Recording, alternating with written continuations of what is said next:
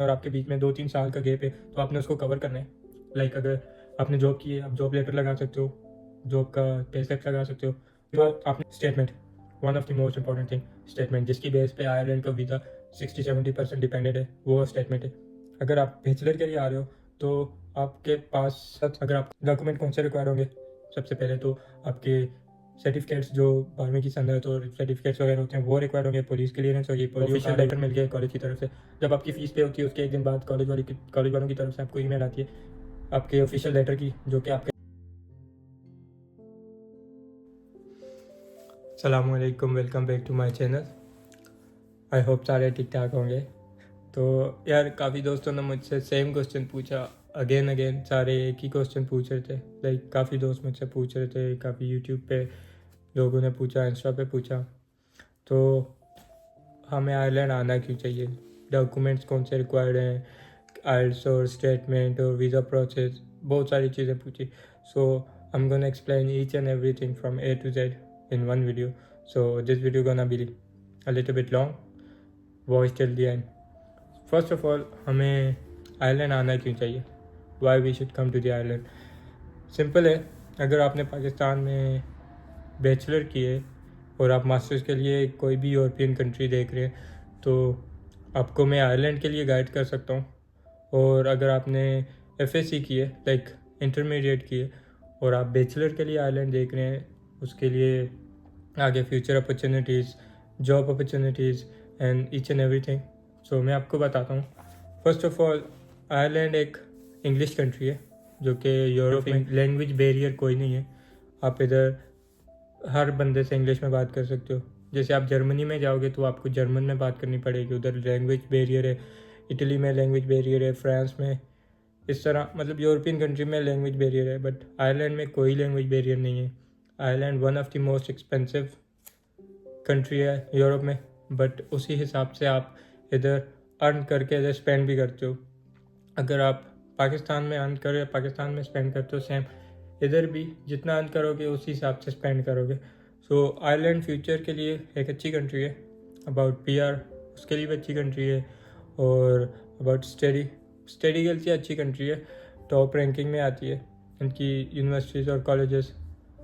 सो Ireland आने का तो एक ही मकसद है, आपने स्टडी करनी है और आपने अपना फ्यूचर देखना है। सो फर्स्ट ऑफ ऑल, अगर आप बैचलर के लिए आ रहे हो तो आपको डॉक्यूमेंट्स क्या रिक्वायर्ड होंगे, और अगर आप मास्टर्स के लिए आ रहे हो तो आपको क्या क्या चीज़ रिक्वायर्ड होगी। सबसे पहले बात करता हूँ बैचलर की। अगर आप बैचलर में आ रहे हो तो आपको FSC की जो डिग्री होती है, सर्टिफिकेट होते हैं, वो रिक्वायर्ड होगा। आपके मिनिमम जो स्कोर होंगे वो होंगे 60% रिक्वायरमेंट है। और जो मास्टर्स के लिए आना है आपको CGPA जो होगा आपका अच्छा होना चाहिए, तो तब आप अप्लाई कर सकते हो, सबसे पहली बात। दूसरी बात, क्राइटेरिया क्या है। 60% की बात तो होगी, आपका GPA भी अच्छा होना चाहिए। आपका अगर कोई गैप है, लाइक आपने बैचलर किया उसके बाद आपके पास 3-4 साल का गैप है, उसके बाद आप मास्टर करना आ रहे हो, तो आपको गैप क्लियर करने हैं। आपने अगर कोई जॉब की है तो अपने जॉब सर्टिफिकेट लगाना है with monthly income, salary slips लगानी है। अगर आपने बैचलर करके नहीं, FSC करके आपने बैचलर के लिए आना है और आपके बीच में 2-3 साल का गैप है तो आपने उसको कवर करना है। लाइक अगर आपने जॉब की है, आप जॉब लेटर लगा सकते हो, जॉब का पे स्लिप्स लगा सकते हो, तो आपने गैप कवर करने हैं। आपने कोई सर्टिफिकेट किए है, आपने कोई कोर्स किए, आप उसका भी लगा सकते हो।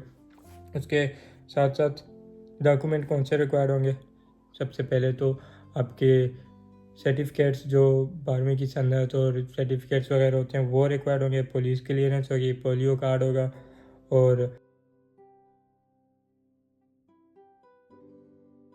और आर्ट्स आइल्स और डुओलिंगो। अगर आप डुओलिंगो कर रहे हो या आप आइल्स कर रहे हो तो आपका आइल्स में 6+ बैंड्स होने चाहिए, मिनिमम 6 और 6+ बैंड्स होने चाहिए, जो कि मिनिमम रिक्वायरमेंट है।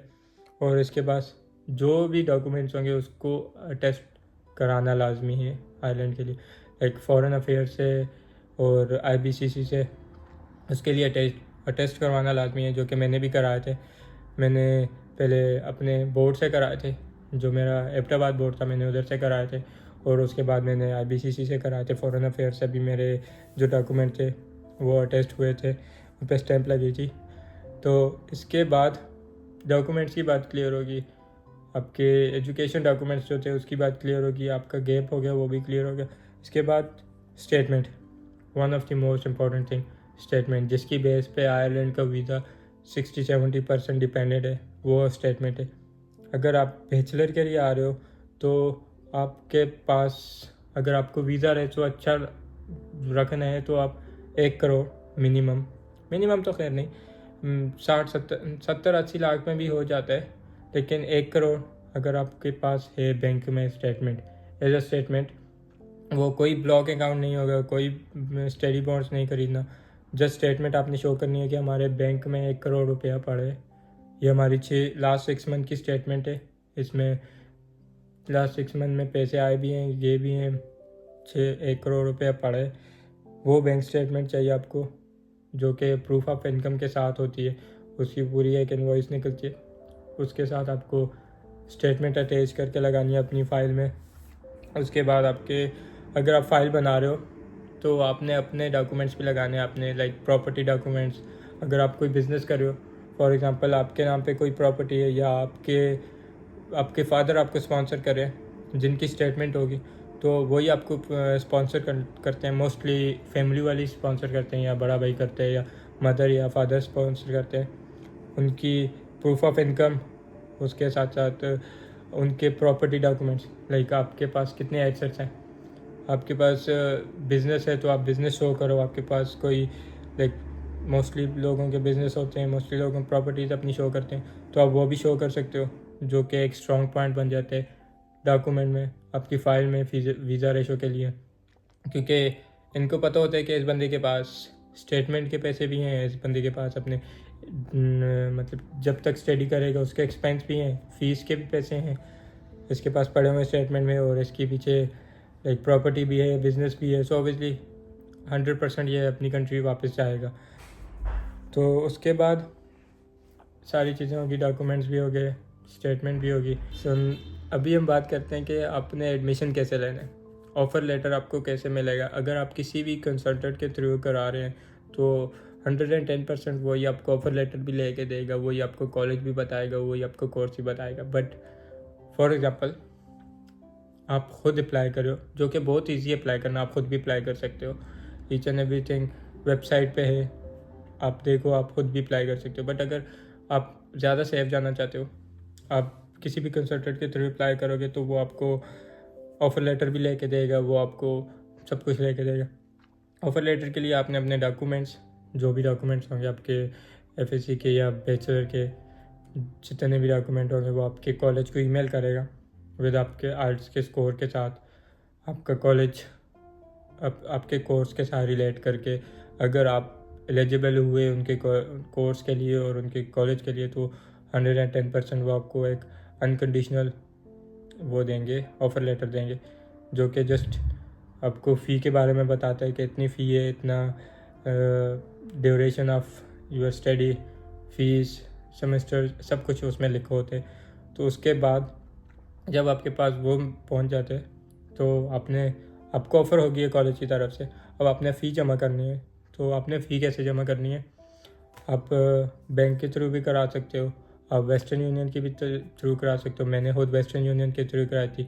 2-3 दिन में मुझे इनवॉइस रिसीव हो गई थी कि आपकी पेमेंट कॉलेज को मिल गई है, आपको ऑफिशियल लेटर मिल गया है कॉलेज की तरफ से। जब आपकी फ़ीस पे होती है उसके 1 दिन बाद कॉलेज वालों की तरफ से आपको ईमेल आती है आपके ऑफिशियल लेटर की, जो कि आपका एडमिशन लेटर होता है। उसी कॉलेज में, उसी यूनिवर्सिटी में आपका एडमिशन हो गया। और एडमिशन लेने के साथ साथ आपको इंश्योरेंस भी कॉलेज खुद ही प्रोवाइड करता है। मोस्टली केस में ऐसे ही होता है कि जब आप फ़ी पे कर रहे होते हो तो आपको कॉलेज वाले खुद ही साथ में इंश्योरेंस भी दिलाते हैं, क्योंकि आपको थोड़ी पता है कि आप इंश्योरेंस बाहर से लोगे, तो कॉलेज ये फैसिलिटी प्रोवाइड करते हैं कि आपको कॉलेज वाले खुद जो हेल्थ इंश्योरेंस होती है, स्टडी इंश्योरेंस, वो खुद प्रोवाइड करेंगे। उसके साथ फ़ाइल कंप्लीट करनी है। अब आपको सब कुछ कंप्लीट है, आपका कॉलेज लेटर भी है, आपका आइल्स भी है, आपका फ़ाइल भी बन गया, आपके डॉक्यूमेंट्स भी हैं। अब आपने अरेंज करने हैं सारे डॉक्यूमेंट्स एक फ़ाइल में। उसके बाद जब आपकी फ़ाइल कंप्लीट हो जाएगी, मतलब ये एक दिन का प्रोसेस है सब कुछ। फ़ाइल कंप्लीट होने के बाद आपने VSF ग्लोबल से आपने अपॉइंटमेंट लेनी है, जो कि जिनका ऑफिस इस्लामाबाद में भी है, लाहौर में भी है, कराची में भी है और मीरपुर आज़ाद कश्मीर में भी है। तो आप किसी भी जगह का अपॉइंटमेंट लो, VSF की अपॉइंटमेंट लेके उसकी अपॉइंटमेंट आई थिंक अगर आप अर्जेंट लोगे तो वो 90,000 की है, अगर आप नॉर्मल लेते हो तो वो सस्ती है। अपॉइंटमेंट लेने के बाद आप VSF ग्लोबल जाओ, अपनी फ़ी पे करो। फ़ी पे जो वीज़ा फ़ीस है वो ऑलमोस्ट 60 यूरो है, कुछ 90 यूरो है, अप्रॉक्सीमेटली 60 to 90 यूरो। उसके बाद जब आप फ़ी पे उनकी वीज़ा फ़ी पे करोगे अपॉइंटमेंट के टाइम, वो आपसे जस्ट और जस्ट आपका फिंगरप्रिंट लेंगे और जस्ट एक पिक्चर खींचेंगे। आयरलैंड के लिए कोई मेडिकल की ज़रूरत नहीं होती, लाइक जैसे ऑस्ट्रेलिया के लिए आपको मेडिकल कराना पड़ता है अलग से, बट आयरलैंड के आपको कोई मेडिकल की नीड नहीं है। जस्ट आपने फिंगरप्रिंट कराने हैं और आपने पिक्चर खिंचवानी है आपकी, दैट्स इट। आपकी अपॉइंटमेंट क्लियर हो जाएगी। उसके बाद आप वापस घर आ जाओ।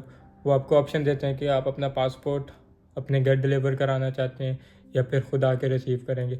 अगर आप VSF ग्लोबल के पास ही रहते हैं तो आप खुद जाके रिसीव कर लो, वो बेटर है, क्योंकि वो भेजने पे टाइम लगाते हैं, 3-4 दिन भी लग जाते हैं कभी कभार। और अगर आप दूर हो तो ये ऑप्शन बेटर है कि आप उनको बोल दो कि हाँ डिलीवर करा दें। उसके बाद जो है इनका प्रोसेस टाइम जो है, आइलैंड का जो प्रोसेस टाइम है वो ऑलमोस्ट 1 महीना लगता है इनको। सितंबर इनटेक में भी, फेब में भी 1 महीना लगता है। 1 महीने तक आपको रिज़ल्ट आ जाता है। इनकी एक वेबसाइट है जो कि आप अपना रिज़ल्ट होता है जो वीज़ा रिज़ल्ट के वीज़ा डिसीजन कितने टाइम में आया है, अगर आपका रिफ्यूज़ल आया है या आपका अप्रूवल आया है तो उस वेबसाइट पे आप अपना ट्रैकिंग नंबर डाल के आप इनका चेक कर सकते हो कि आपका वीज़े की जो है ट्रैक किधर तक पहुँचे है, आपको अप्रूवल मिला है कि रिफ्यूज़ल मिला है। मोस्टली आपको अप्रूवल ही मिलता है आइलैंड का। और जहाँ तक बात, आपको वीज़ा मिल गया, सब कुछ हो गया, अब आपने आना है आइलैंड, आपने टिकट कराया, आपको इमिग्रेशन वालों ने पूछना ही पूछना है। जब आपको वीज़ा शीज़ा मिल गया, आपने एक पासपोर्ट तो आपके पास होगा, अपनी इंश्योरेंस लाजमी रखनी है साथ में। उसके बाद अपने जो डॉक्यूमेंट्स होंगे, आपका अगर कोई अपने गैप क्लियर करने के लिए जॉब एक्सपीरियंस लगा है या फिर आपने कोई सर्टिफिकेट लगाए, उसको लाजमी याद रखना है, क्योंकि वो पूछते हैं, नॉर्मली यही पूछते हैं कि आपने उधर काम क्या किए, पार्ट टाइम किए या फुल टाइम किए, जॉब एक्सपीरियंस आपने क्या किए। या आपको हेल्थ इंश्योरेंस पूछेंगे कि आपकी हेल्थ इंश्योरेंस किधर है, आपका कॉलेज लेटर पूछते हैं, दैट्स इट। और उसके बाद आके आयरलैंड में नॉर्मली आगे जॉब्स भी मिल जाती हैं आपको, आपका रहने सहने का भी हो जाता है। इधर हाउसिंग क्राइसिस है थोड़ा, वो स्टार्टिंग में टफ़ होता है, जाहिर सी बात है, आप एक कंट्री छोड़ के दूसरी कंट्री आ रहे हो तो टफ़ तो हो गई। कोई आपको इधर लाइक सोने के बेड पे सोलाएगा तो नहीं, आराम से कौन से, जाहिर सी बात है आराम से कौन आ ही जाते हैं, बट शुरू में थोड़ा सा टफ़ होता है, जॉब ढूंढना भी होती है और चीज़ें मैनेज भी करनी होती है। और वन मोर इम्पॉर्टेंट थिंग, जब आप आ रहे हो तो ये माइंड में रख के आना है कि आपने अभी स्टार्ट में स्ट्रगल करनी है। आप लाजमी आप अपने साथ 1500 यूरो लेके आना, जो कि इधर पहले महीने का खर्च होगा आपका। जैसे आप आओगे, अगर आपके पास कोई रेफरेंस है तो आपको जॉब भी मिल जाएगी और आपको घर भी मिल जाएगा। अगर आपके पास रेफरेंस नहीं है तो आप मुझे भी बता सकते हो, मैं आपको कोई अकोमोडेशन करा के दे सकता हूँ। अगर मिल गई तो अच्छी बात है, नहीं तो अगर आपके पास कोई रेफरेंस नहीं है तो थोड़ा सा टफ़ होगा, क्योंकि इधर जो जॉब्स मिलती हैं वो मोस्टली रेफरेंस पे ही मिलती हैं। आप अगर CV बांटते रहोगे तो उसमें तो मुश्किल हो जाता है। तो रेफरेंस होगा तो जॉब भी मिल जाएगी, घर भी मिल जाएगा, लाइफ भी सेट हो जाएगी, धीरे धीरे सब कुछ हो जाता है। बस ये सारा प्रोसेस था।